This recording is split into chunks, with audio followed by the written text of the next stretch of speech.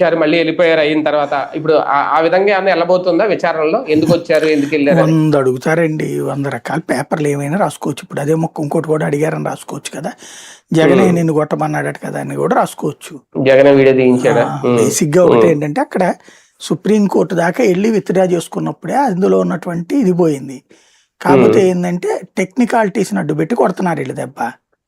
నడుస్తుంది జ్యుడిషియరీలో వీళ్ళకు ఉన్నటువంటి పట్టు వీళ్ళకి నడిపిస్తుంది అంతే. సార్, స్థానిక ఎన్నికలు త్వరలో రాబోతున్నాయా? ఒక క్లారిటీ వచ్చిందా? దానికంటే ముందు జిల్లా పరిషత్తులు కూడా క్లియర్ చేస్తాం అని చెప్తున్నారు పవన్ కళ్యాణ్.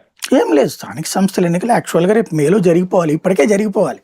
మేలో వాళ్ళు కొత్త కార్యవర్గాలు స్వీకరించాలి. అవును, ఇప్పుడు జగన్ది జూన్ దాకా ఉందనుకోండి గవర్నమెంట్. ఎన్నికలు ముందు పెట్టారు కానీ జగన్ ఇంకో 4-5 నెలలు నువ్వు ఉండి అధికారంలో పెట్టలేదు కదా. లేదా రాష్ట్రపతి పాలన పెట్టి పెట్టలేదు కదా.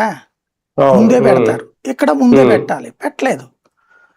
పెట్టకుండా ఇప్పుడు ఇంకో 2 నెలల్లో అంటున్నారు అనమాట. ఆ నీలం సహా అనేది పదవీ కాలం పూర్తి అయిపోయాక వీళ్ళ మనిషి ఎవరినో ఎన్నికల కమిషనర్ గా పెట్టి అప్పుడు పెడతారట ఎన్నికలు. దానికోసం కారణం ఏం చూపెడతారంటే రిజర్వేషన్స్ బీసీ దానికి 34%. యాక్చువల్గా ఏంటంటే ఇప్పుడు కొంత నెగిటివిటీ ఉంటుంది ఈ టైంలో. ఎండాకాలము, తర్వాత నిత్యావసర వస్తువుల ధరలు సరిగ్గా లేకపోవడము, ఈ రైతులు గిట్టుబాటు లేకపోవడం ఇవన్నీ అవుతాయి. రేపు వర్షాలు పడితే